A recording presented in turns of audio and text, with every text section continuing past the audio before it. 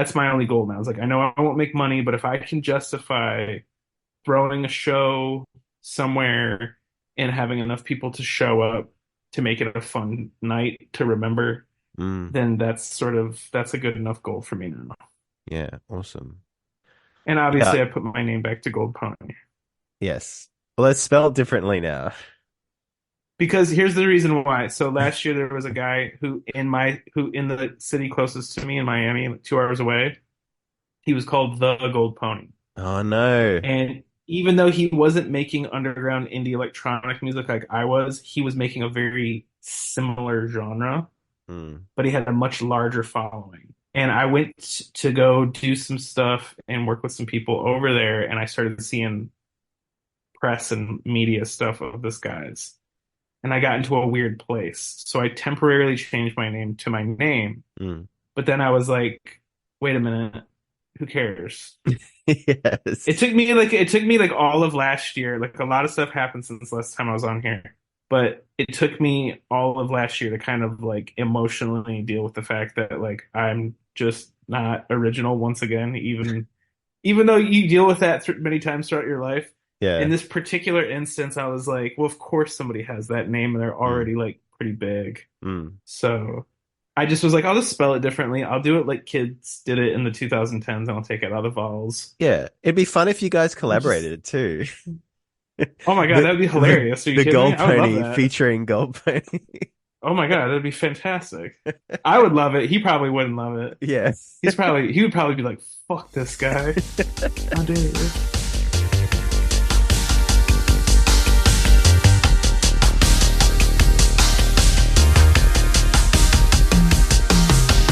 You know, he's really he's shameless in intellectual argument. He's absolutely without character, or moral foundation, or even intellectual substance.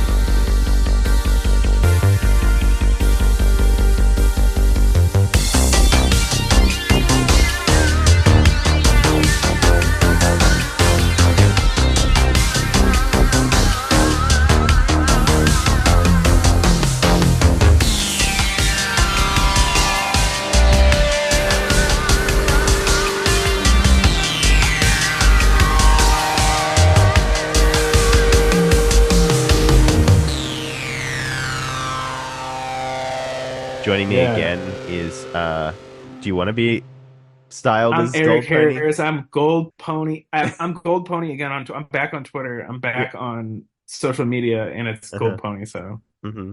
well, Well, GLDPNY. you never Huh? left Instagram, which is, where I consume your quote unquote content the most. Your your funniest shit is on Instagram, I feel like. It is. I I don't know how love to really tweet. Florida dad rants in the car is like my favorite genre of like Instagram reel, like Thank you. I don't know how to tweet. I yeah. just say I just say what I'm actually thinking instead of trying to Uh-huh. be clever. Uh-huh. But on Instagram, I feel like my personality comes across. It So it really does. Yeah, thank yeah. you for joining me again. And once again, we're talking about a kind of classic science fiction. We're talking about Robert A. Heinlein's Starship Troopers, which is kind of Yes. topical given this is before you came back on Twitter, I think. There was like this big debate about Starship Troopers the movie, which we'll get into later, but just about Mhm. like what it actually means, man. Like is the like Oh, about whether Verhoeven's a bad satirist and shit like that. But we can talk about that when we talk about the mhm. movie. Um, Okay. and so yeah, what's been happening? You kind of gave me a sense of it before we started recording, but what's been happening in your life since um we spoke about Alfred Bester last time, didn't we? So what's been happening since We then? did. Since then, wow. Well, last year was really hard for me. I had actually a really tough year. So that's why I got off social media. I told you my name change thing happened. That Yeah. was kind of frustrating in my artistic world. And then my mom got sick. So I kind of had like Uh, IRL problems. And yeah. she came out to stay with me for a while. She got cancer really bad, and we kind of were like, oh no, like it's a mad dash. The whole family kind of came together. So I kind of just took like a little time offline and like sorted that out. She's okay now. I mean, she's not. Good. I don't know what my mom's a wild lady, so just doing whatever she's doing. She's still sick, but seems like she's fine. Well, that's good. So it's a happy ending. Mm. And then I came back and I dealt with the name change thing. And then, besides that, it was like got fat, got skinny, got fat, got skinny. Um, The middle and age, the yeah, hamster wheel of middle age. it is, it is. I'm gonna be 39 in June. So I'm just Yeah. like, you know, that and then just making more records, and obviously when you asked me to do Starship Troopers and the other one, Yes, that's I true. was Yeah. Yeah. yeah, I was really stoked because two of my favorite I'd read the other one many times and I've watched the movie of Starship Troopers many times, Mm. but I'd never read the book Starship Troopers. Interesting. Yeah. One And of it the was things sort of one of those one of the things I should have said at the top is that we're doing a two-parter here, which is sort of like military science fiction. We'll be doing Starship Troopers first week, and then we'll be doing Joe Haldeman's The Forever War. Just so context, I should yes. have said that. But yes, continue with Fort. Oh, I didn't know if you were keeping it a secret or No, what you no, were no, doing, no, so I don't no, want to I no. didn't want to say it, and then you'd be like, no. Yeah. So I'd read the Forever War many times as a kid because my dad. We talked about this a little bit before. My dad was super liberal, but super sci-fi, Star Trek kind of guy. Um, but Starship Troopers, I always loved the movie, but I never read the book. Hmm. So reading the book has been a huge treat because it's kind of been for me. How do I put this? I read The Fountainhead by Ayn Rand in 2020. Hmm. Like there was a couple of those formative year books you should have read in high school that Yeah, like usually set people on a path. I didn't read those books during that time. I read like Jack Kerouac and yeah, that kind of nonsense, which I love, but yeah. I call it nonsense because that was sort of sent me down that path. Mm. So reading this now was like the first thing I thought was like this is kind of like the antithesis of the Fountainhead. Yeah, Like you what mentioned that to me when we were messaging, and I'm like, unpack that a little because I don't see how you got that, but if the Fountainhead could be summed up in a way that Howard Rourke, the hero, the main thesis of it is that embracing yourself is the highest glory, and true selfishness is something that can lead to, as a byproduct, the betterment of all society. Each man should embrace his own mm, self the most and become a god in his own life. mm, Starship Troopers is the antithesis of that in the sense that if you are not living for the well-being of the collective, then you have no place being in any form of leadership or pursuing your own glory because you have no judgment. You have no way to make sound judgment for the mm, betterment of all. mm, And he even goes so far as to break down his theory in the history of moral philosophy class, the same way that Rand does when she breaks down the deposition at the trial mm, for Rourke. So it's almost parallel in the way that they kind of deliver each thing of like the schooling at the beginning and then his career a little bit in the middle. mm, And then, the major thesis is presented in the third act or whatever. mm, And then the summation of their own individual glory comes out in the end, mm, two different ends. For Rico, it comes out for the glory overall of the might of the Federation, but it's about his individual journey. Whereas with Rourke, it's about his individual journey, but it kind of comes out with the byproduct of how he improved society through mm. embracing his greatness. Interesting. Okay, because I don't know, I get what you're saying with the like collectivist, this the system of the Terran Federation, which if you don't know, if you haven't seen the movie is quite different to the book, but Very different. it does retain the idea that essentially this future society that Heinlein sets up is one in which only quote unquote citizens have suffrage. So they're the only ones who have the right to vote and have a say in, the government of the society. And like you can only be a citizen by enlisting in the Federation's in service, basically. This is actually Right. interesting because the book is often accused of militarism, and people say that Hmm. it's only veterans who get like actual soldiers who get to rule, reign in this society. But there is a moment, I can't, it probably is in one of the um, classroom scenes when they're talking about the moral philosophy of this society, where they actually do have a civil component to it. So like, Hmm. and they mention that, there is a civil service. Miss So it's, Kendrick or whatever. yeah, yeah. So it's like, Yeah. it's more about service than actual like, being a Yeah. warrior sort of thing. But anyway, like, Yeah, and government in general. yeah, yeah, yeah. So, Yeah. um, because the idea is it's that idea of like long before the internet and all these like people online talked about it, it's that whole skin in the game idea, right? That like Absolutely. if you want to say in the way that your society is run, you should kind of have or are putting up like uh your mind, your body like up for kind of sacrifice for the Yeah, good of society. put your balls on the chopping block, so to That's speak. right. That's right. Um, so where was I going with this? Oh yeah, but at the same time, Heinlein is sort of characterized as this uh right-leaning libertarian, and but it's a Hmm. libertarianism of very obviously very different to the Fountainhead and Ayn Rand. Um, Right. because it's Yeah, because this is I find this story very individualistic. Like it's a Bildungsroman. It's like how it's a novel of development, how Rico goes from a kind of, wide-eyed kind of kid to a soldier, like a grunt, and then to like an officer, basically. That's the Hmm. trajectory. Um, Hmm. and there's like a lot of people accuse this book of being like a sort of proto-fascist or whatever, which is yeah, maybe, but like we don't get enough detail about the way that the political economy of the society is ordered into it.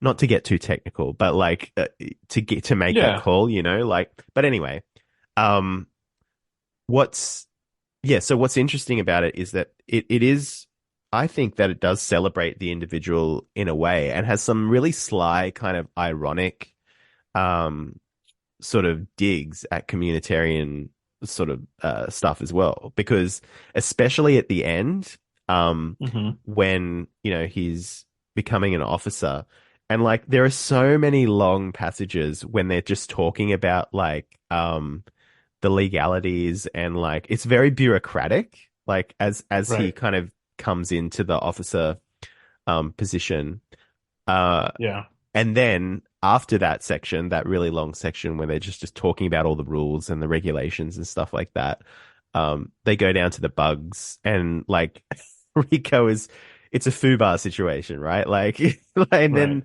and Yeah. then and then and then it sort of ends where he's like he's sort of thankful for himself. But yeah, it's kind of sly in uh it's very the guy it's all about like people being competent enough as individuals in order to serve the community. But then once you get to the kind of upper echelons, at least in the military sort of chain of command, uh it becomes very bureaucratic. And so I found that very interesting. And that to me seems the way in which it's very libertarian. So I think that I would agree with you in the sense that I don't necessarily think Heinlein endorses That's what the other he's thing writing too. about. Yeah, yeah, yeah. I think that there's sort of a with Rand, and I like to compare the two. And if that's an annoying comparison, please let me know if No, there's I a like better it. one. But No, I like it. in this sense, because I know that Forever War is also a perfect counterpoint to this, but Yes. from the other like we talked about the other day about the three utopias of communism, fascism, and liberalism Yeah. Of the 20th century, yeah. of the 20th century. So this is Ayn Rand is always a good counterpoint, but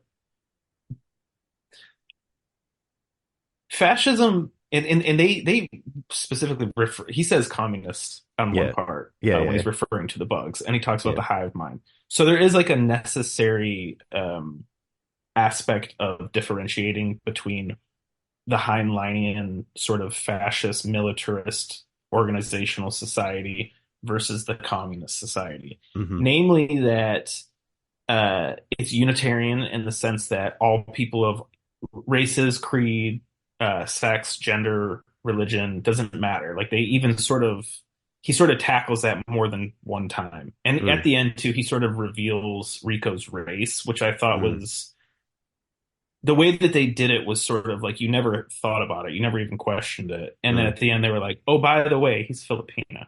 Yeah. And it didn't even matter, didn't impact the story at all. Mm. But it gave you a deeper sort of I don't know, it kind of almost has like that old school liberal feel of like, hey, we're all the same. You didn't Yes. know, and you Mm. loved him the whole time. And Mm. now that you know, does it change anything? No, it doesn't change anything. Who gives a shit? Nobody cares Mm. because that's how normal people are, right? Mm. Um, but it is, I would say that people's, sorry if I'm yelling, I don't know if I can hear myself No, no, it's properly with good. these headphones on. Good level. I don't know if I think people's assessment that it is fascist, that is fascist, is correct. I think the problem is this. I think that we've been sold a bad bill of goods when it comes to our opinion of what fascism actually is, and Mm. I feel almost I get nervous talking about this because people can take that to mean that I sort of endorse like the atrocities of Mm. fascism, and I don't. But I think that fascism on its face, out of the three utopias that we've been sold, is probably the one that got tried the least and maybe had the most benefit overall to the average person. Mm. Because, and this is why they sort of break down the economic situation. Rico's dad was rich. Mm. And so they showed that private industry was very much allowed. In Mussolini's fascism, the reason that it worked is because they galvanized the poor, the rich, the business class, the military, and the king were all galvanized under the identity of being Italian, Yeah. right? It wasn't like with the Nazis, they galvanized over the idea of hating Jewish people. Mm. So once they sort of got rid of the scourge that was hurting their empire, they fell apart. They had nowhere to go Mm. after the atrocities that they committed. The Italians, on the other hand, it was just simply the birthright of being Italian, Mm. which I think Which they still anybody kind of have that, by the way. Like they do, that's right? why I have dual citizenship because a grandparent was born there. Like, Right. you know, And that comes from, well, think about all blood the and things they did. soil. Mussolini, right, blood and soil. And it also comes from Mussolini also established the Vatican City, Mm. right? We wouldn't Hmm. have, without the Lateran Treaty, we wouldn't have Vatican City. So Catholicism, Romanness, Hmm. you know what I mean? Like the real empire of Rome, like that's who Italy is the heirs to. Yeah. So I look at fascism now as something because I didn't come from liberal to right wing. I came from libertarian and cap to now I'm kind of moving towards a more sort of socialist Mm. perspective on things because I see if you can take care of your own people and provide for them in a way in which they can care for each other and one another and have skin in the game, like a smaller country like Korea or Mm. Italy where national service is considered, especially like in Korea, like you have to do mandatory military service. It gives people a sense of civic pride and Mm. their economy functions better because every single person is a part of the national civic union Yeah. in some way, shape, or form, whether it's military or government. So they kind of break down in the book like there is a civilian component, they have a private business component, it's racially diverse, it's sexually diverse, it's culturally diverse, it's religiously diverse. So it still maintains, it almost has a fourth political theory sort of stance where it Yeah. maintains the collectivism of communism, the fascism of military rule, and the liberalism of free culture, Mm.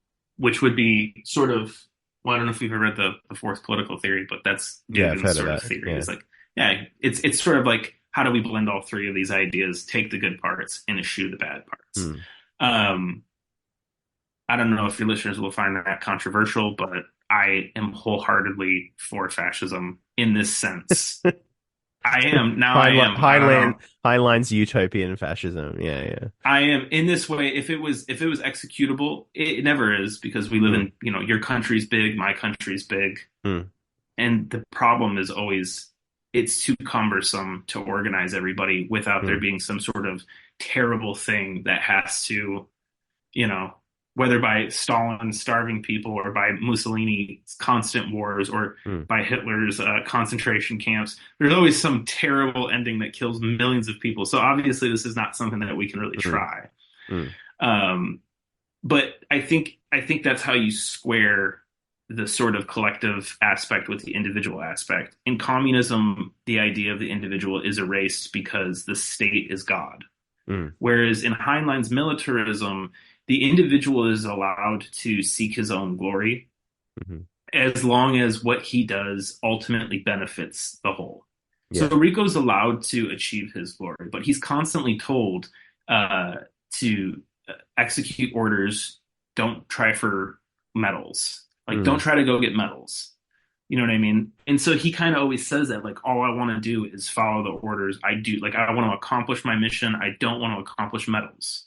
mm, So there's a constant idea of, like, well, although I do want to be great, I would rather do great mm. than just be glory. I would to be glorified.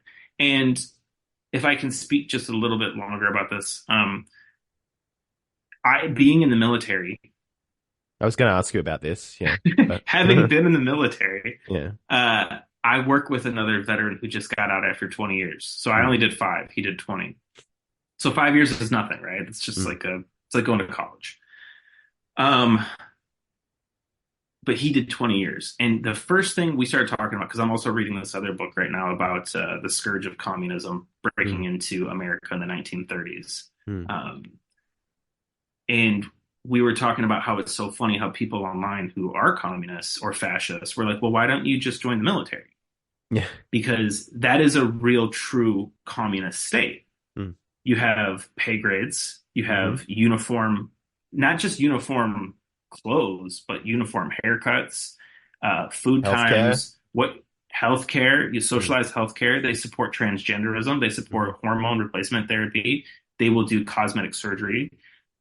They will support your mixed family. They will insure and life insure your mixed family. They will provide education for everybody. All you have to do is serve the needs of the empire, which mm, are liberal agendas, which is mhm, imperialism of liberating people so that other countries will join NATO, mm, which, I mean, I don't know. That kind of sounds like liberal utopia to me. mm, mm. If that's what you believed in, then I think that that's what's best for you. And then when you get out, guess what? They pay for your college, they pay for your house, they pay for your health insurance. You have privileges everywhere you go. You're part Mhm. of a special little club, and you get to decide. You have more deciding power Mhm. overall in the fate of the country. Yeah. Um, And so there's no downside to that. what was so when you were in the military, what was your did you just have the one job or did you flit around to different I was roles and a stuff? no, I was an infantry medic. So Okay. I was a medic specifically for the infantry. I worked for air defense artillery for a period of time, and I did up armored cavalry. But Mhm. ultimately, I was a medic. I did travel around a little bit. I taught classes on first responder, and I taught classes on like basic like emergency medical stuff. I was sort of like the equivalent of like a paramedic, Yeah. And so did you but were you trained in the army for that or was that something that you knowledge you had elsewhere that you just no, kind of applied to I was it? trained in the army for that. Yeah, yeah. Mm-mm. That's another thing that people don't realize as well who aren't, because my dad was in the army too. I don't know if I told you that, but we were a military Mm, family. So, you did, yeah. one of the things that people kind of don't realize, like, people have this very, it depends who you're talking to, but it's either romanticized or like a weird, hatred of the Right. military or It's like whatever loathsome. Yeah. that that that Loving or that loathsome. that like yeah that clouds their judgment of what it actually is, and it's like it's actually just a job for most people. Like, and Yeah, it's an of course. organization which you can, I'm assuming it's the same in the US, but like it's an organization in which you can like get promoted or go horizontally, do different things, and it is literally just like a microcosm of society with like all different roles and stuff like that. So Absolutely. my dad was in the army for 20 years, was never deployed Mhm. to Iraq or anything. He did like MP stuff. He was like logistics, like he worked for like a recce squadron for a while, but just never was never deployed. So like everyone was like, "Oh, your dad was in the army in the early 2000s. Did he go to Iraq or Yeah. Afghanistan?" I was like, "No." Because it's like But people think you're neither shooting did guns I. constantly. Yeah, exactly. People think you're shooting guns constantly. It's weird. No. But that's what you were talking about, that bureaucratic aspect of it. It's Hmm. more bureaucratic. It's more bureaucratic than it is Saving Private Ryan or whatever you think of it as. I Exactly. spent most of my time training people or training myself. Yeah. I had my deployments would get canceled. I had three deployments get canceled. So every time, because I was in the height of Afghanistan, I was like Mm. post Iraq. I was 2008 to 2013. So like 5 years. And it was post Iraq. It was right at the ramp up of Afghanistan. Mm. And I was on an infantry line. So I was in the prime place for deployment. I requested deployment. And every time they would turn me down and send me somewhere else. I got sent to Korea. I was at the border of Korea when Korea was attacked by North Korea. So we were there for like a small skirmish. I put in a request again because you have a request thing for your Mm. duty station called the ASK, Army Satisfaction Key. Uh, and I put in, like Kabul or whatever, and like, nope, you're not getting it. I got turned on. My final duty station was in Texas, and it was right after, um, well, it doesn't matter, but I once again, my last year, I put in for a deployment. So they go, okay, fine, we're going to put you with a deploying unit. So I get put with a deploying unit. That unit gets restructured and they go from light infantry to armored cavalry, which basically just meant we had to start training with a different kind of vehicle. Mm. Um, and then we were ready to deploy 3 months before I was ready to go, and it gets canceled. Mm. 3 months before I'm ready to go, it gets canceled. And then I get out of the military 3 months later. The rest of the unit deploys 1 month after I leave. They went back on. They were there for Wow. 2 months. They were there for 2 months and then they got sent back. They Wow. didn't even get combat patches because you get combat patches after a certain period of time. They were there for too short of a time and they got no combat patches. So none of them got their hazard pay. Mm. It was that kind of shit happen all the time. And it was literally just like, oh, well, you guys did too much time on your last deployment, so we can't have you on the next one because we have a rotational budget and the budget doesn't allow for your Yes. unit to be paid this hazard pay. Therefore, it has to go to the unit across the street from you. Yeah. It's That was so it. it's so bureaucratic. Like it's So bureaucratic. And yeah. every time they would look at you, they go, well, needs of the army. So Yeah. you're like, I can't even volunteer to go to war. And they're like, no, we don't need you there. We need you over here. We need you to That's go teach helicopter pilots on how to do CPR. That's what we mm, want you to do. mm. And you go, okay, fine. So yeah, So, but it's the same thing in the book. yeah, yeah, It's the yeah, same thing in the yeah. book, right? It's like he has Miss Kendrick Yeah. is like his secretary. She's the civilian component. Well, we also have civilian components, Yeah. right? We have government. We have over here, they're called GS workers, but they're just government guys who are private contractors that come and they do military jobs, Mm. but they just got hired through a private contract. We also have private military people like Blackwater and Zay, Yeah, yeah. mercenaries. Those are just private contractors. Those guys are private military. They work with the military as a Yes. civilian component. So it's not really even that different than how society works. It's just Mm. the idea that these guys have more political power than everybody. Everybody's not equal in their political power. Mm-hmm. Mm-hmm. That's the Um, difference. there's a like moment, I think it might have been in like so the book is structured like the first chapter is great because it's like it gives you he's going on a drop basically because you know they have these drop ships. It's kind of similar to what the movie depicts but kind of different at the same time. But like they get dropped down on a planet and then he does this thing that a lot of science fiction books of this time do, which I really love, which they open with a bang, and then the second chapter is usually like a flashback and like Right. fleshes out the world a bit. And like I think the second Right. chapter is probably the probably the first part where we get the moral philosophy stuff, a little bit of that when because they do these moral Yeah, with Mr. philosophy, Dubois. yeah, where they do these philosophy kind of courses about like, why sign up, why be a veteran. But it's not like it's really interesting because the film, this is a difference between the film that we can maybe talk about later in a bit more depth, but because the film is like a lot of it has that kind of propagandistic kind of parody in it. The Mhm. film's classroom scenes are really interesting because it's completely different to the way that it is in the book. Because the book is like Absolutely.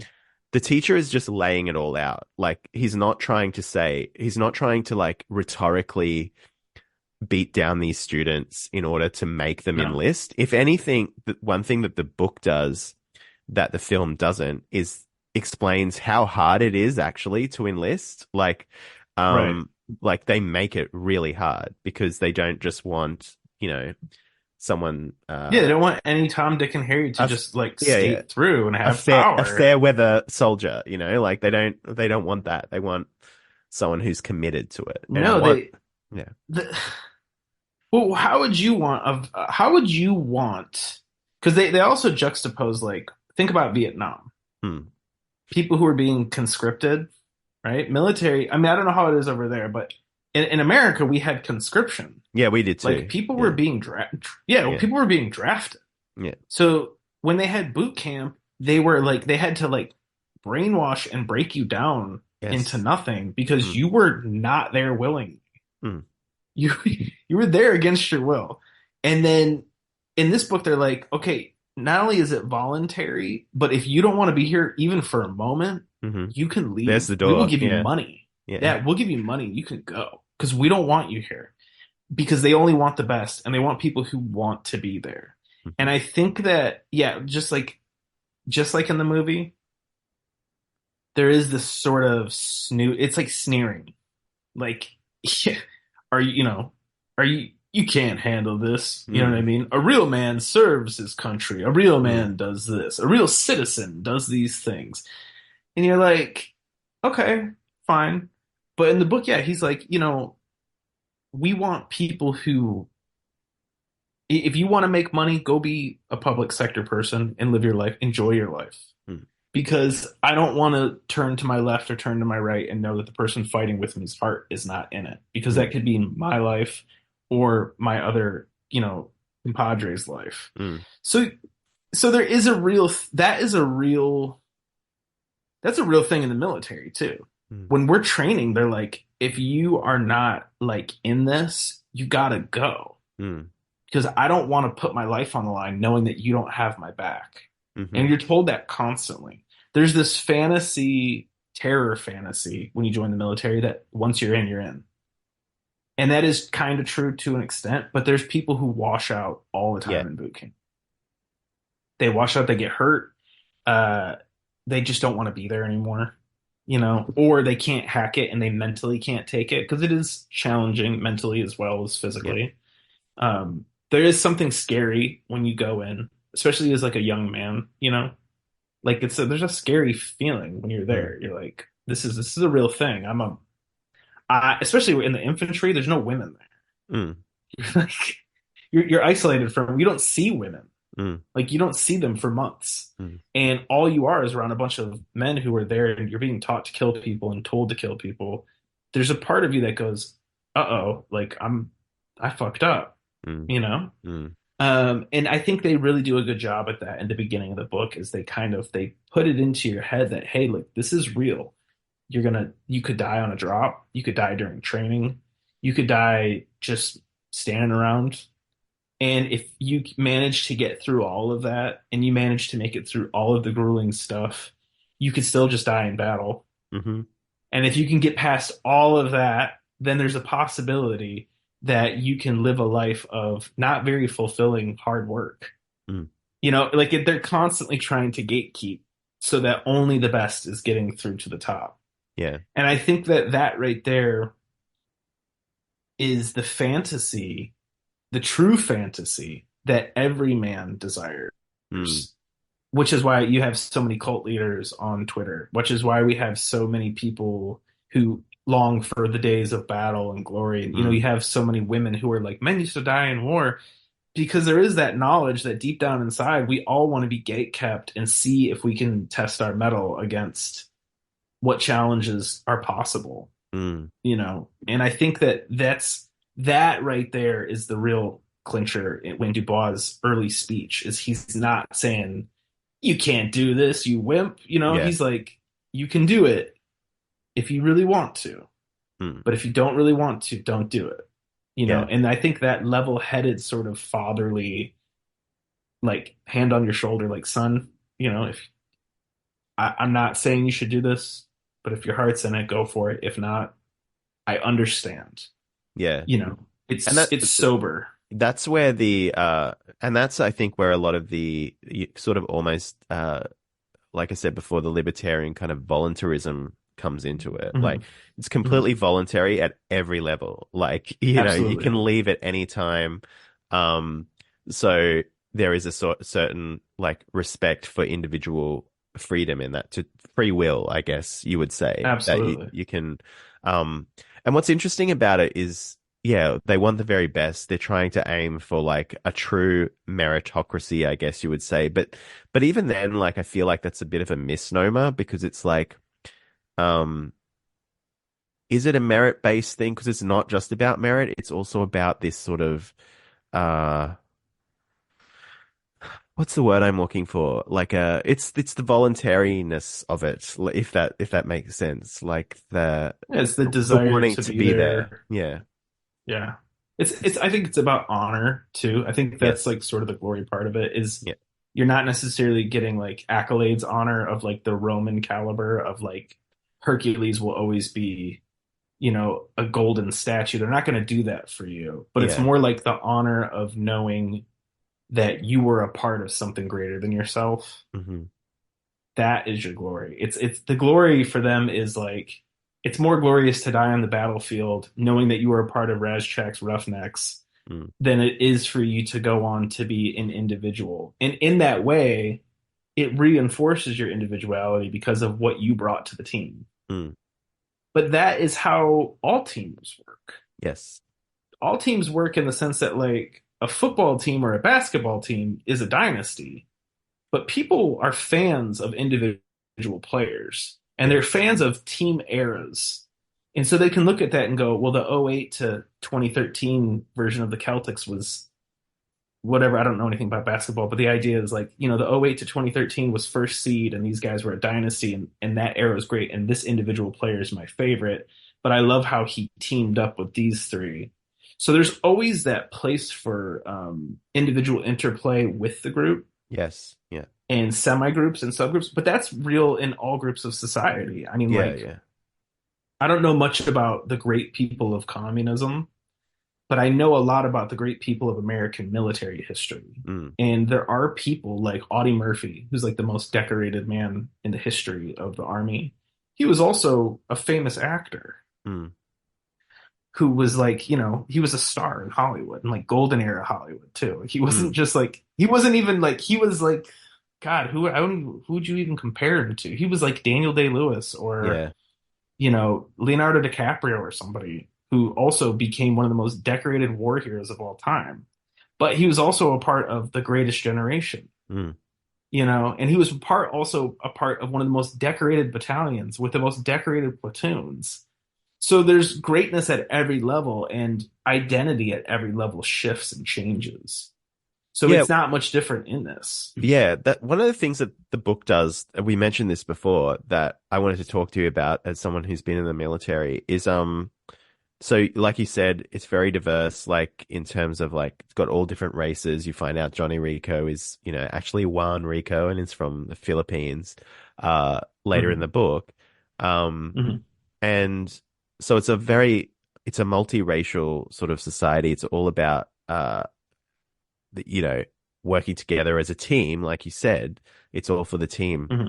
What do you think it is about the military? Because the military, um, you know, I don't know what I'm guessing this is true for the US. I don't know that much about the US military, but like the U.S. military was kind of like, I'm sure they're pretty similar. yeah, the U.S. military was I'm sure they're sort all of pretty similar. was like pretty integrated before the rest of society, right? Like in terms of like different Yeah, racial groups.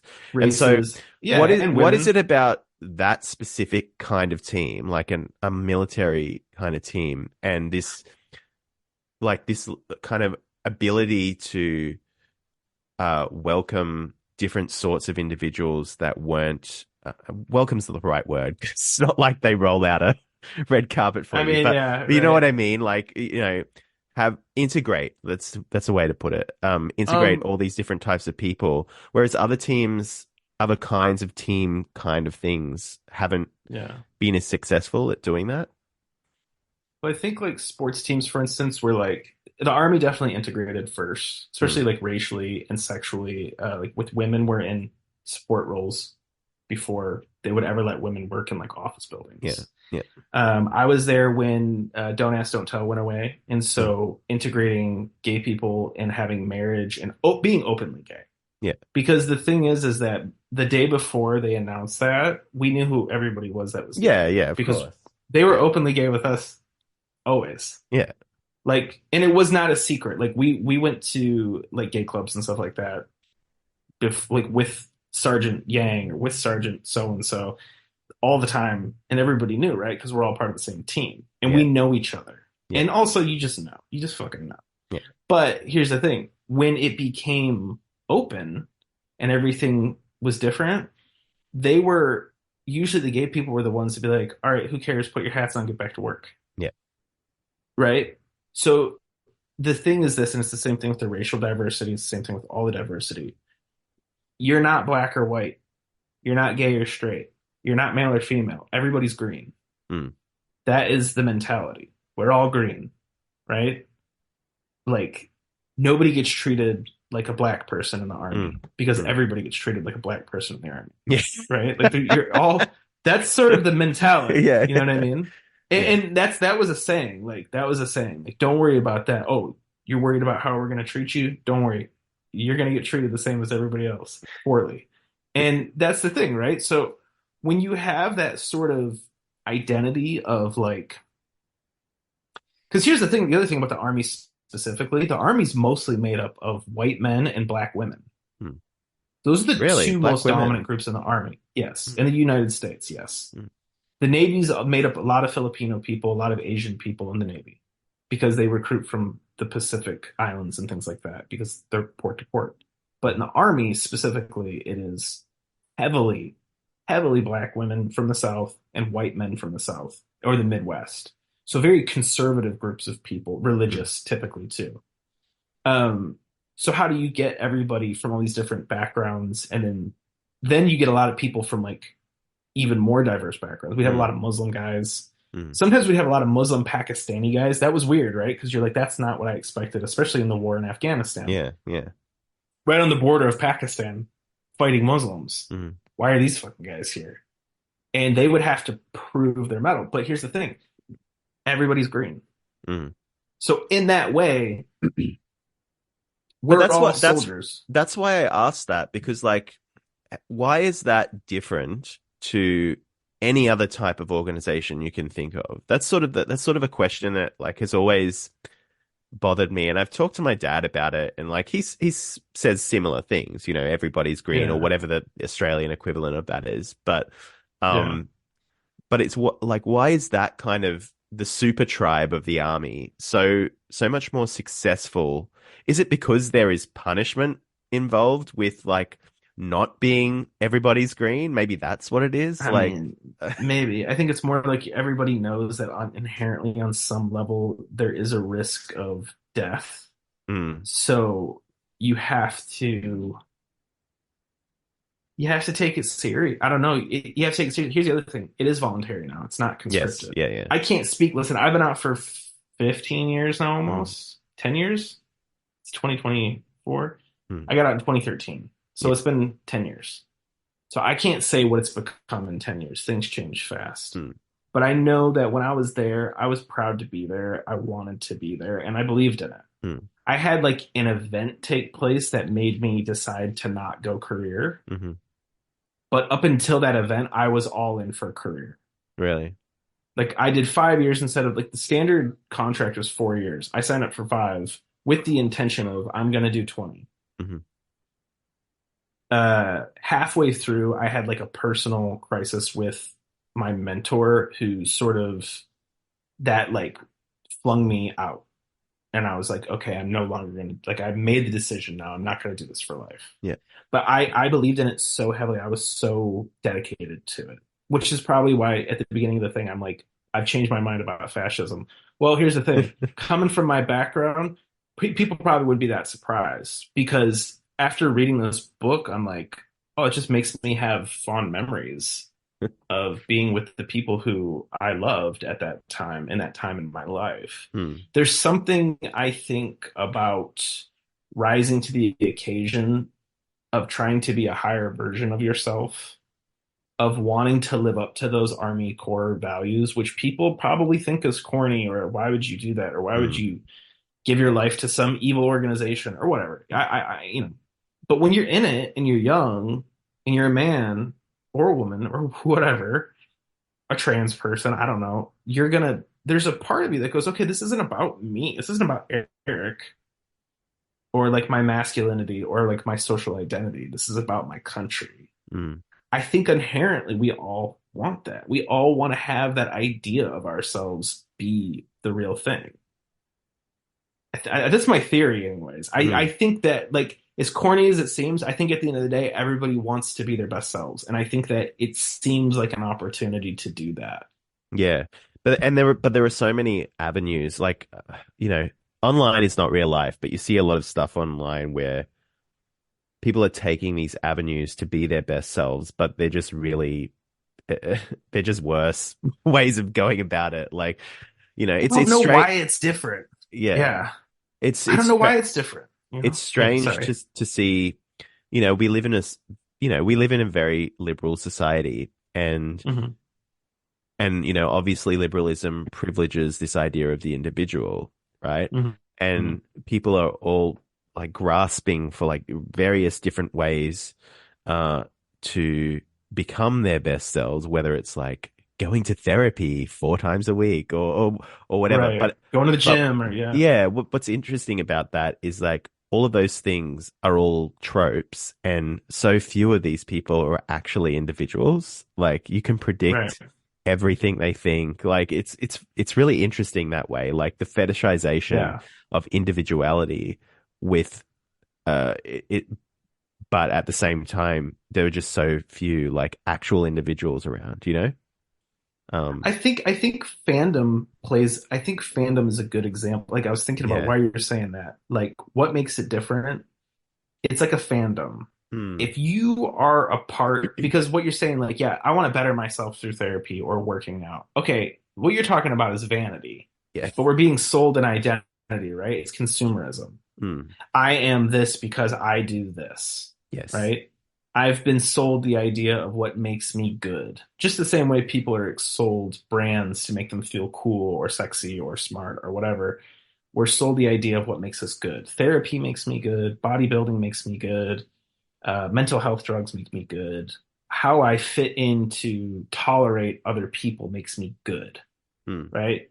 But like you said, it's a false idea, and these people aren't individuals. But in the Yeah. military, you are in a situation where you have to give up individual identity, Yes. Yeah. and you have to do something that's self-sacrificial. And I think deep down inside, and they make this point in the book, there is an inherent thing, whether it's somebody drowns trying to save somebody else from drowning, somebody dies trying to save a child from a burning building. There's an idea of self sacrifice when you give up your identity for another human being, regardless of if it's a stranger, if it's somebody you agree with, disagree with, don't like, race, religion, creed, sexuality, gender, whatever it is. I would never hesitate to save a human being from certain death, even at the risk of my own life, Hmm. regardless of what I think. If you're a racist person, I could see a racist person saving a person of the race that they hate from a burning building, because I just don't think at the end of the day human beings really hate each other on that level. Hmm. And I think that having that understanding makes you recognize that self-sacrifice on some level is like a spiritually human trait that Mm. is just like unmutable. It's indistinguishable, and it's something that is, or not indistinguishable, but inextinguishable. It's something you can't put out. Yeah. Whereas the vain pursuit of self-improvement is trying so hard to get eyeballs on you, Yeah. so much so that it completely it does the opposite effect. Yeah. And what are you You know what I mean? sacrificing? There's no element of sacrifice. But is that just Right. like There's no true give. Yeah. yeah. Is that just because like we come from a Christian tradition, so we think that self-sacrifice is like really holy? Like, would it be Maybe different? Maybe. Um, it could be cultural Christianity, but look at the Bushido, look at the samurai. yeah, I yeah, mean, what do we love about the samurai is their idea of they're collectivist in a mm, way, but there's a beauty of like the warrior poet shogun who stands alone. mm, And there would be individuals that were like, regarded as great in history, but ultimately they died for the sake of Japan or their feudal sort of sect or yeah, whatever clan they were a part of. So I think there's always this interplay. That's why you can't be a fascist or you can't be a libertarian or you can't be a liberal. You can't be a communist. You can't be any one of these things purely because you're always going to have an interplay. The mm, reason that I think people who are libertarian and people who are fascist have an overlap is not because they agree on how government should run, but it's that on some inherent level, they both believe that human beings need a type of authority, but they cannot serve an immoral authority. mm, So libertarian solution is get rid of authority. mm, Fascism is get rid of immorality. yeah, yeah, But there has to be a middle ground here of like, no, we have to have a father, but he mm, has to be a righteous father. mm, And I think that's where the cultural Christianity kind of, I mean, I'm a Catholic, so obviously my answer is yeah, we should have Christ. yeah. But The like, Lord Christ, but our he's the Savior. moral Yeah, authority, right? yeah, He's the moral authority, literally. yeah, But if you wanted to take that away and just approach that from some sort of like humanist, rational atheism, there still has to be a hierarchy in place. And I think yeah, that the military provides a sense of that other teams don't provide. And, a basketball player or whatever other team that you can think of, ultimately it's going to come down to a skill set and the mm, personality interplay and what you're willing to do doesn't matter because it's all for vainglory and money in the end or mm, fame. mm. Whereas the military, like you're not going to know all the people who died defending Australia. Yeah, no. You'll never Well, know. You'll we never do know have a who day fought in that's what war. we do have a day that celebrates them, but like not Veterans Right, Day, but but you as a person, no. you might know a celebrity. Yeah, You yeah. might know a lot about a celebrity, a musician that you like, or you might know everything about their lives and know nothing about a person who died fighting to defend your life, Mm, theoretically speaking. yeah, yeah. So there's And like a faceless, that's thing why there. there's the Sorry. other part of this that I wanted to talk about this book, which is really interesting, is there is and this is probably where he gets the critiques of being like a glorifier of violence and death and Right. destruction and fascism or whatever, is there is a sort of romanticism to it. Um, Hmm. and that for me, like very last page where he talks about Roger Young, which is Hmm. the namesake of the ship that they're all being dropped out of, which is in the movie as well, which I didn't even know. Like, I didn't know who Young was, and I'm assuming he's not a well-known guy. I don't know much about the Hmm. military history, but like he's doing this, um, you know, he did all this. He basically lists the very end of the book is him listing this guy's self-sacrifice and all his, military achievements and everything.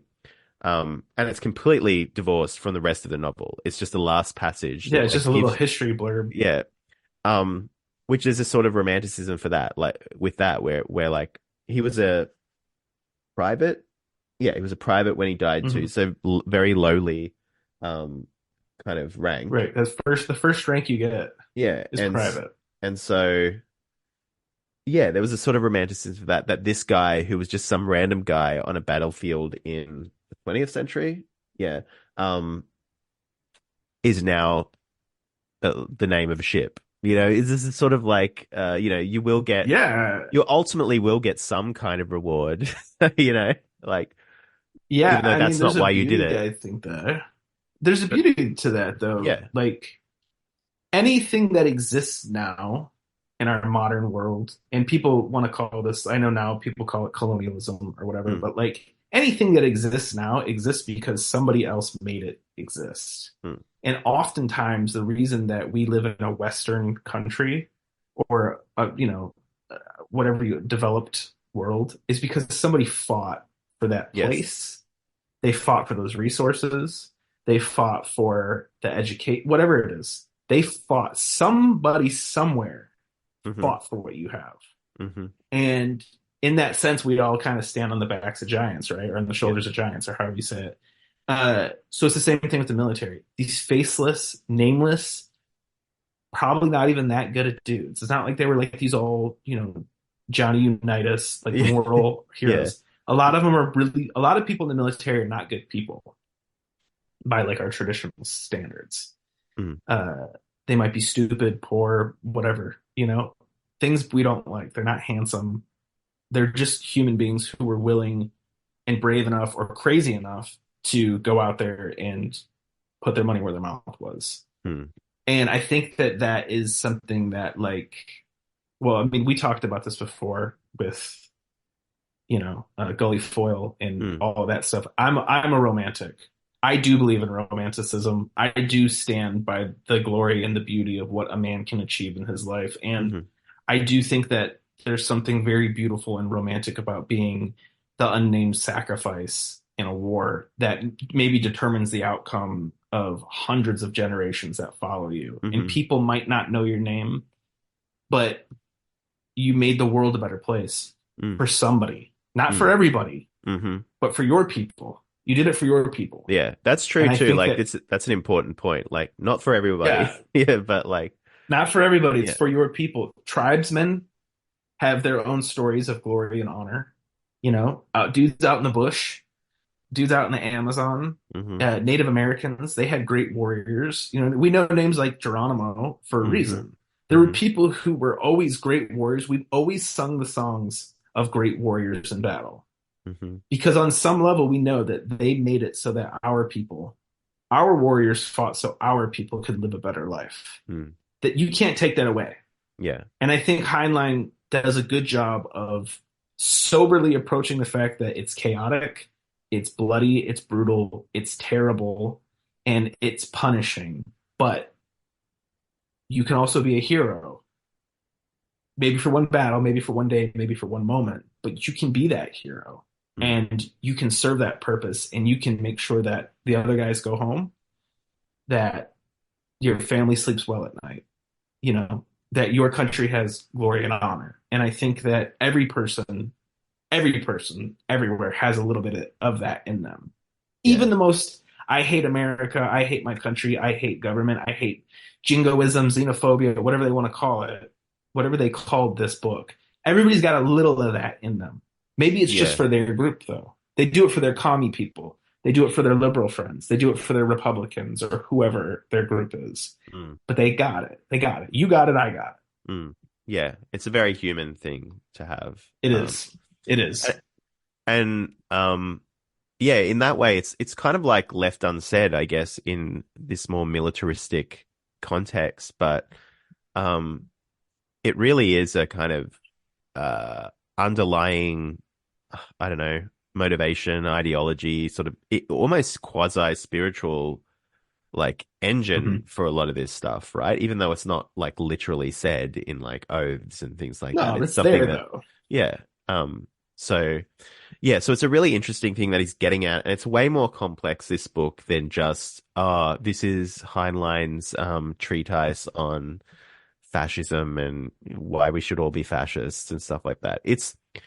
No, it's It deeper than really that. is, yeah, and it really is in the tradition, I think, of a lot of science fiction utopias. Like he's just And no one says as well when like Ursula Le Guin or someone writes a science fiction utopia, oh, they want that to happen. You know, they're just sort of like toying with like utopian ideas. So I don't know if Robert Heinlein was a secret fascist or whatever, but I give him the benefit of the doubt of like just he's toying with ideologies and ideas here. Well, Um, I think like that's the thing. Like, don't we all? yes, and you really should if you're a Like science fiction writer too. I think you should if you're any kind of creative person. Yes, yeah. Like I can say to you, like, well, I feel a lot differently about fascism than I did before. Well, but first The of all, I'm not trains went saying on how. time. Yes. I know the trains are on time. You know what I mean? But like, here's the thing. Like, I feel like if you see somebody, I said this the other day.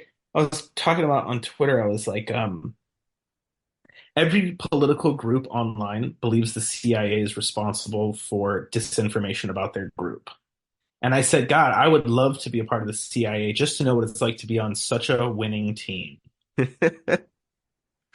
That's how I feel about it. It's the Yeah. same thing. It's like, so you're going to tell me that you see the fascists kicking everybody's ass all across the world, and they come back and Mussolini's like giving them this great speech, and they're all decked out in their uniforms, and everybody's there and they're celebrating.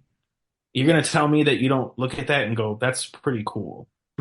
I think that's bullshit. I think that's bullshit. I think we've all seen the Nazi uniforms and how cool they looked in their Hugo Boss hmm marching in lockstep with their power and thought for a minute, like, whoa, that's wild. That's Well, a formidable opponent. that is why even now, when fascism basically doesn't exist anymore, that's why It doesn't even exist at now all. it's like this boogeyman because it's like so it is so seductive. Like, and people who Right. like critique like secret fascists on Twitter and stuff like that, and like label Right. various different figures who are just liberals, fascists, or whatever, they invoke this because it is a very seductive boogeyman. Like, it's just sort of And it like has power. it has power because the symbols are very powerful. Like, and that's the reason Mhm. why. And it's powerful because it has very kind of yeah, seductive aesthetic to it. It's not even about the ideas. It's more just about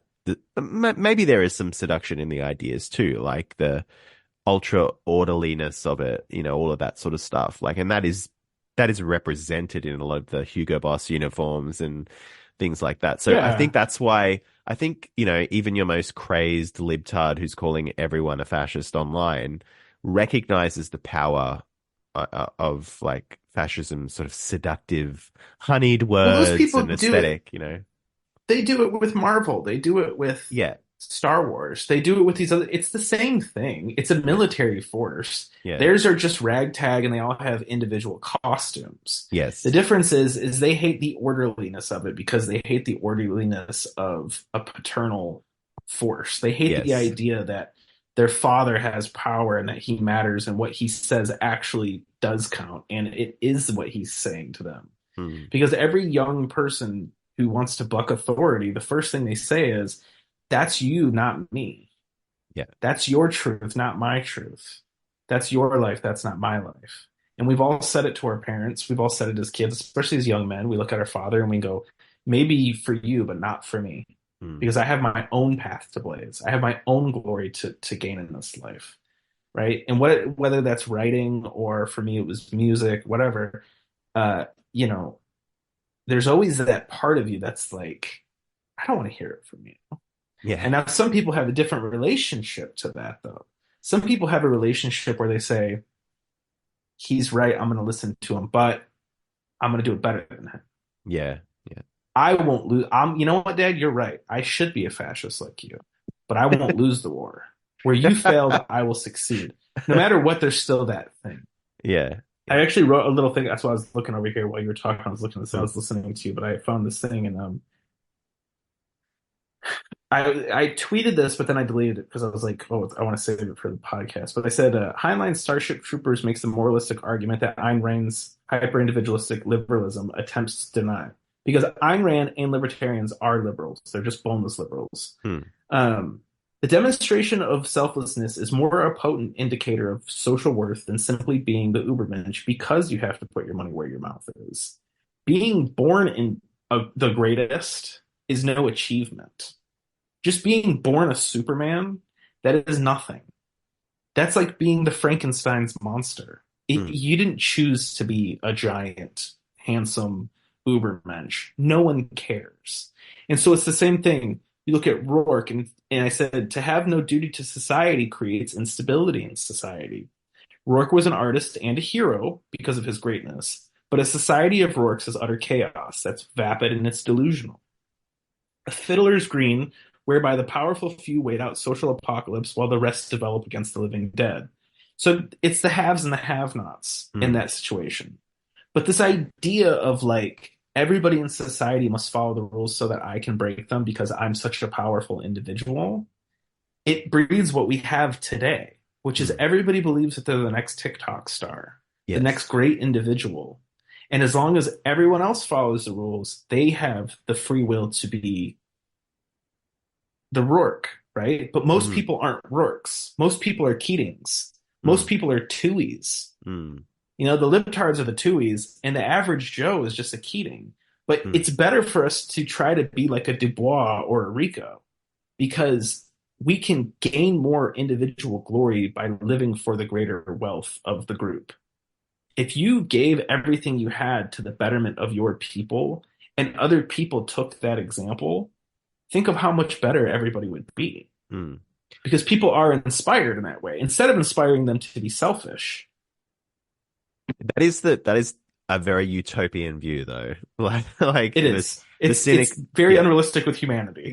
yeah, because that's not No, nobody lives that way. yeah, and it's Crazy like people believe that and they try to take over the world and force that. You can't force it. It has to be voluntary or else it doesn't work. yeah, and that's a lot with a lot of these, the three ideologies, the three utopias or whatever that we were talking Mhm. about, like communism, fascism, liberalism, is that in order for them to sort of succeed, they do need a totalitarian system. Like you need, That's the you know, only way. communism only works if the entire world is communist. Like, and Right. even Because then, you can't probably have not. a market Yeah, competing against their market. yeah. So, and the same We with have to achieve that by force. Yeah. and it's actually I would argue the same with liberalism, and that's sort of why it's kind of falling apart at the moment because there are so many because the like you said before the liberal empire, which is the US, is essentially kind of crumbling because it's got all of these spot fires that it has to deal with, and all of these Absolutely. competing interests and stuff like that, stuff that is not beneficial to people at the core of the empire, and that's causing problems at home that like Absolutely. where you're getting anti-imperialist or quasi Yeah. anti-imperialist candidates and stuff like that Communists who, are rising again. yeah, who will fuck up the system as it is and like, all of Mhm. this stuff.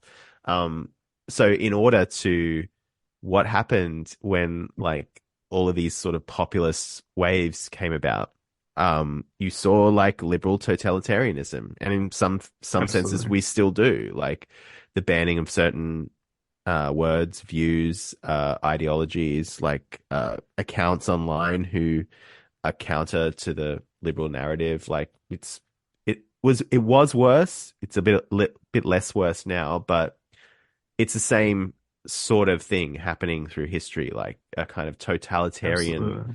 liberalism. Like, and that's the ideology trying to impose itself on the chaos of the world, which none of these ideologies can do. But the way they try to do it is to be a total system, and that's what's Absolutely. sort of When they happening. do it through the markets, right? I mean, that was Yeah. the first thing that the communists did was they wanted to turn all the other markets into communist markets. Yes. Yeah. And the liberals, the first thing that, I mean, think about what the CIA is there to do, and think Yeah. about what America's, all the wars we fought. Why did America get involved in World War II when we supported the fascists in the Mm. interwar period? Yeah. People forget about the American Fascist Party Mm. and that it was gaining steam over here. And then what happened? The communists broke their allyship with the Nazis. They started taking over. They started winning against the Nazis. And America was like, oh, our greatest enemy is going to win and they're going to take over Europe. We Yeah. better get into this war. So we flipped on the fascists and then we partnered with the communists to take over Europe, right? And then we split Berlin in half, or we split Germany in half, and we co-shared it with England and Russia. Yeah. And then we spent 50 years fighting a Cold War with the communists. We went to Vietnam. We fought with China. All these things. Why are we fighting the communists if what they're doing is so bad and it just destroys them? Why are we fighting their market so hard? Hmm. Because we don't want their market to win. We want our market to win. Exactly. Yeah. But There's no it what but were you gonna say? it like it also betrays a fundamental sort of disbelief in the reigning ideology too, if that's what you're doing. Like you can't let them win. Well, Right. isn't your ideology better, so shouldn't it win? Just it's like, oh no, but they're It's right, if cheating. it's good, right. It's what do they call it? It's well, in Christianity it's the fruits. Yes. It's the proof of the seed is the fruit, right? You Yes. can't have a good seed with sour fruit, and you can't have a sour seed with good fruit. Yeah. It's the same reason why, like, I don't know, like Protestant Christians are different than Catholics, but Mm. one of the fundamental differences is that we don't proselytize, we don't evangelize. And the reason is because you have to voluntarily come to God. Yes. I can't force you, right? I can't like colonize you and force you and make you and convert you. People have tried that. It didn't Mm. work. And Or ironic, it worked, you yeah, know. sorry. What were you gonna Ironically, say? Ironically. the early Christianity spread like Mhm. wildfire without any of that stuff. And Well, look at the Vikings. I mean, yeah, yeah, like look at the Varangians and the Vikings. They yeah, just adapt. They were like, okay, fine, let's yeah. do it. We love it. But But when part they of that started was to like, push, yeah, part of that was like, I think I might have spoken about this before, but like the idea was actually revolutionary at the time because it's like in pagan society, like in the Roman Empire or whatever, you were just born into your place, and that's you were born into right? your place in society, and you died there, and that was that. Yeah, Like you were born a slave, you were born a noble, whatever. Whereas like, right. and Christianity comes along, and it's just like, oh no, like it's Yeah, kind of like everybody's an a part of it. yeah, a part of the kingdom of It's God, you know. right. And they And also, well, they centralized power. There was no more pantheon of gods. There's only one yes, God, yeah, and and he's everybody's God too. yeah, and you could see one of the key things that there's a book called Inventing the Individual by Larry Sidentop. And he talks about this and how Christianity's relationship to liberalism, because liberalism is essentially just secular Christianity. The Right. idea of like the Absolutely. autonomous individual. But the reason that that caught on so well was that it appealed to people's sense of yeah, them being an autonomous being, like they're not, even though they might be a slave or a woman. It was Christianity was huge with women because it was like in the early days because it's like you had a certain lot in life if you were a woman, you were just a mother and a wife. But like here Right. You comes weren't this, you weren't a person. yeah, here comes this idea that says no, you have a divine kind of soul, and in the next life you will, you know, you will live with God and in Well, heaven and also look at Catholicism in and of itself. Like there in the Bible, the people who are spoken of by name the most are the three women. Marys, Yeah. are women, and also the Holy Mother, the Theotokos, the Mother of God, was Mary. She's in Catholicism, at least. She's like a huge part of our faith. Yeah. The Um, Protestants would say she's almost like a goddess, and that's why it's sort well, of yeah, pagan. Protestants have their own opinion about that, but Yeah. that's fine. I mean, they're welcome for all of their theology. Mm. Um, but I don't do I don't care about whatever. I hope they're all great, and I'm sure they're right and I'm wrong. But there's a place for women in our church, and Mm. in my church specifically because I'm part of the Eastern tradition, which is slightly different. There's a Eastern heavy Catholic. emphasis. Yeah, Oh, wow. it's more like it's like a Greek Orthodox, but returned after the Okay. schism. Yeah. But there's a heavy emphasis for us on monkhood, and that goes for women being nuns as well. But the nuns live more like monks than in the Roman Church, Mm. who they're kind of more like clerics in the Roman Church. But for us, it's more monkhood. So women serve a lot of roles in our church. So, and they have. So I could see how if you were a woman, we also have married priests and we have celibates. So there's, and the celibates have different roles than the married priests do, Okay, which is like, interesting. they kind of have something for everybody. And not trying to sell my religion, but what I am trying to say is that there's no way that you can force somebody to believe it. And Yes. God wouldn't want you to force somebody to believe and to convert. The Protestants like to evangelize. We don't evangelize. We're really different about. We're like, I don't know if you want to do this because Mm. once you're in, you're in. And it's the same thing with Heinlein's thing. Yeah. Don't do it if your heart's not in it. Because if I force you to do it, you're going to harm me. You're going to harm yourself. You're going to live a life of regret. You might get killed, and you're just not going to be good at it. Plain and Yeah. simple. Yeah. Liberalism has failed in this because it at first said, be whoever you want to be, just be with us, and we'll let you be free. And now it's saying, if you don't be free the way that we think you should be free, you're not with us, and we've got a problem with you, and we're gonna fuck you up. Yeah. And that's everything turns to that. Same thing with fascism. We're gonna galvanize you around Italian identity, right? But what happened to them? Well, the next thing you're going to do is go fight all of these imperialist wars and take over all this land for us. The reason Mussolini lost in the end was not because he was bad or evil or killed all the Jews. It was because his troops were exhausted, because he overextended his battle. They won and won and won, but everybody was battle weary after 11 years of fighting. Mm. And he fought his empire to dust. He Mm. just ran out of time and men and energy and all these things. Same thing with the Nazis. They couldn't only galvanize around this one cult-like identity. Once Hitler was gone, they fell apart. They had nothing going on. Mm. Liberalism, there is no head to the snake. It's the Hydra. Which is probably It's why the it's one. lasted the longest out of all It's of them. lasted the longest, Mm. and it's the most totalitarian in the end because it is the one out of all three of them. It has destroyed art.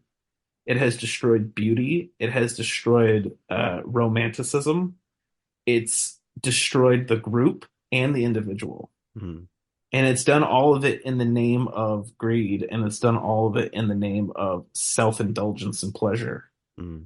because we want more and more and more and more and more. How is that good? Yeah. How is that good for the group or the individual? Yeah, But it's- look at this right here. What's our alternative? Yeah, exactly.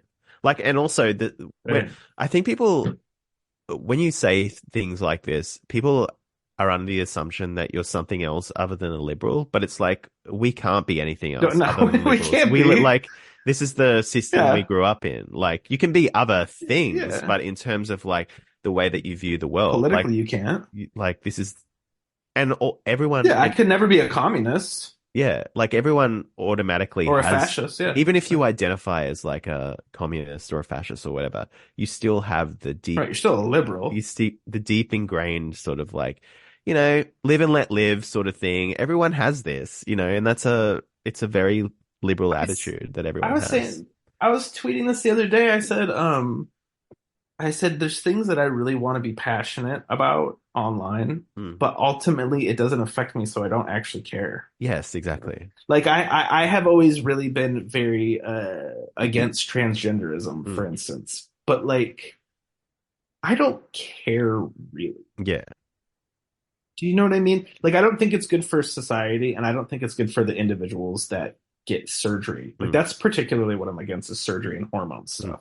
I'm not like against people wanting to be somebody else. Yeah. Fucking fine. I lift weights. I want to be somebody else too, baby. Yeah. Like, don't worry about it. Yeah. I don't have a problem with who you want to identify as. I have a problem with all of the social expenditure that comes with that. And how people have tried to postmodernize sexuality and what that does to women. Like, I have problems with the secondary and tertiary effects, not what you as an individual are doing. Yeah. Right? Yeah. And I will respect somebody. If you want me to call you Susan and your name's Steve, fucking whatever. I will give you individual dignity and respect. I'm not a monster. I'm not going to beat you in the streets because I disagree with you. But that's very liberal of you, Erik. I know it is, and but here's the thing, right? Like ultimately, I don't care. Yeah. People are killing themselves in Canada with the government's help. I Mm, think that's bad for society. I think this is evil. I think it's against God. mm, But you know what? I'm not going to go to Canada and go fight them over it. Like mm. I'm just living my life. And that's Yeah. what liberalism is. Yeah. You and me are going to have our conversations, and this is more important to me than people dying in other countries. Mm, And yeah. it just is. It just is. And people need to I'm be sorry, I honest don't about care, you that, know. you know.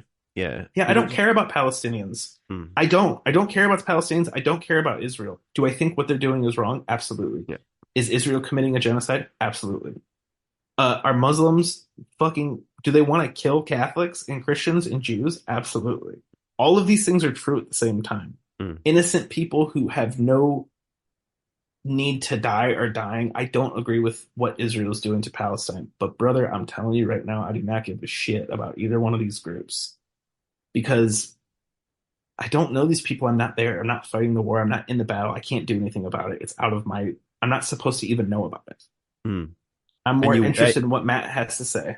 you wouldn't know about it without social media. Like if social media I didn't wouldn't know exist, that. you wouldn't even know. But But you and and I people was eventually will meet each other in we person. will. And you and I Yes. will, yeah, eventually we'll meet each other. We'll hang out. We'll spend time together. We'll get to know each other face to face. Mm, That's a real thing for me. mm, These other things aren't real for me.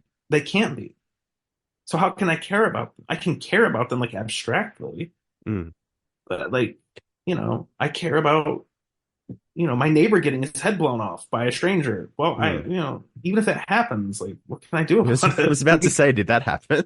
Jesus. No, but if it did, I'm Yeah. saying like I don't want my neighbor to be harmed in a terrible crime Yeah.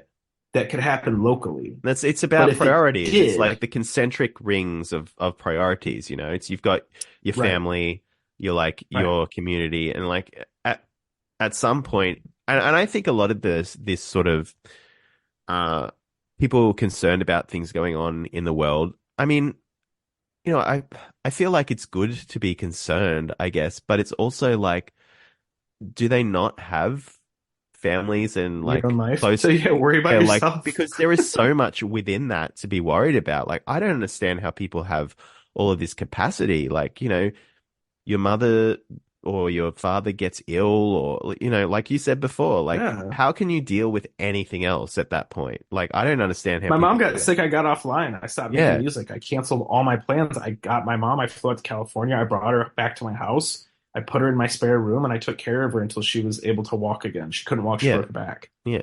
And Oh, that's you're what we such a good did. boy. Such a good boy, No, Eric. listen, it was my wife. She mostly did all the work. But like, the fact of the matter is, but you're right though. Like Yeah, that's what was met in that moment. I was like, I was making a record. I was doing all kinds of stuff. I had money on the table for a label that I was trying to start with my brother.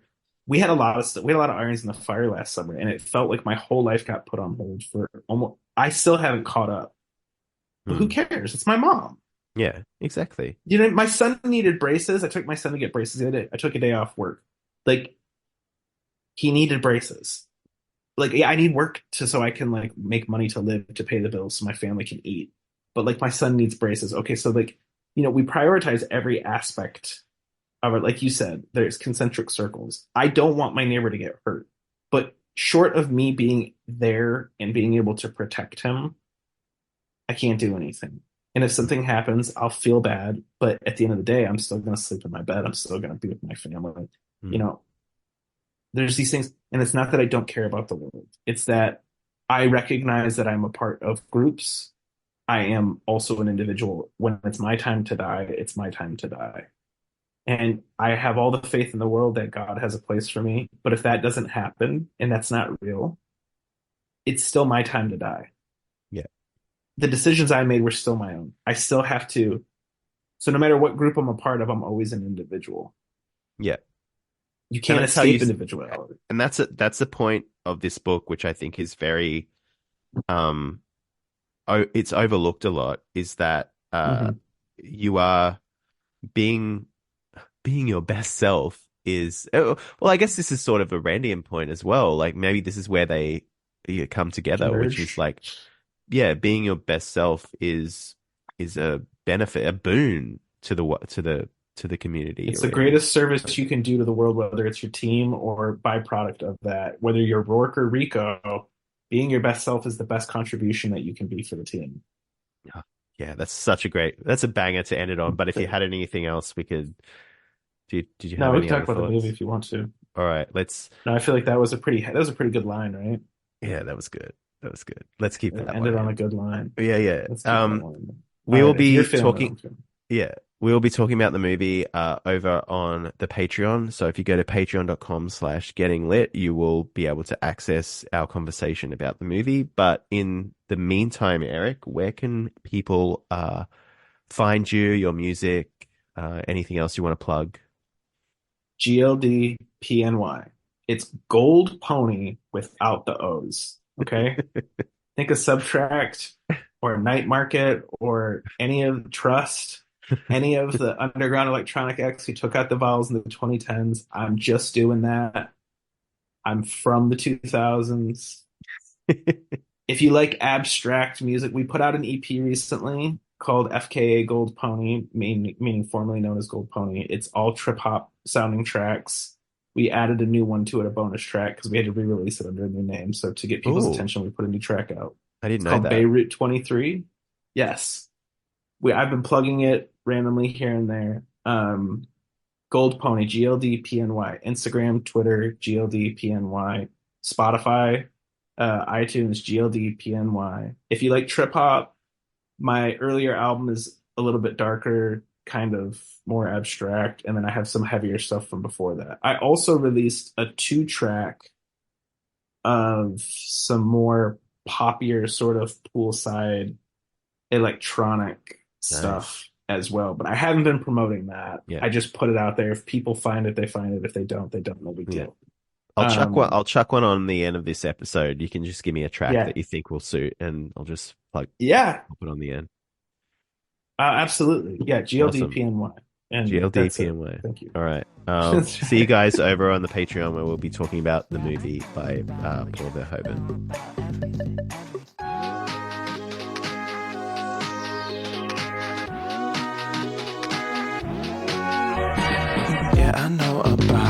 I know about everything. That's a very cool reference and a cool thing to say. I bet you're gonna make it big in a very big way, but you won't show your embarrassment when you hear them say, man, that's so cool. That's so cool. Man, that's so cool.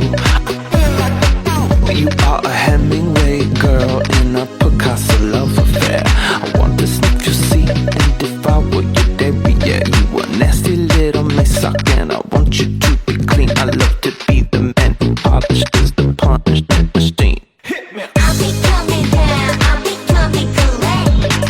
I'll be coming down, I'll be coming correct.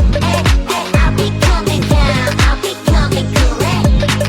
I'll be coming down, I'll be coming down, I'll be coming. Groove is in the heart, the doctors say it can't be cured, but the movement in my hip says that I am not scared. Oh, say shit again to the sound of the track, like footprints up your arm to the small of your back. I like that little skirt, yeah, it's making me ill. I always think I'm gonna choke on your bitter little thrills. I'll be coming down, I'll be coming correct. I'll be coming down, I'll be coming correct. I'll be coming down, I'll be coming correct. I'll be coming down, I'll be coming down, I'll be Your coming. moves have so much spice, your very touch is so cinnamon. I choose you as my vice when I'm feeling like sin again. And it's true what they say about love and war, but it's not fair that your face makes me wish I was a door.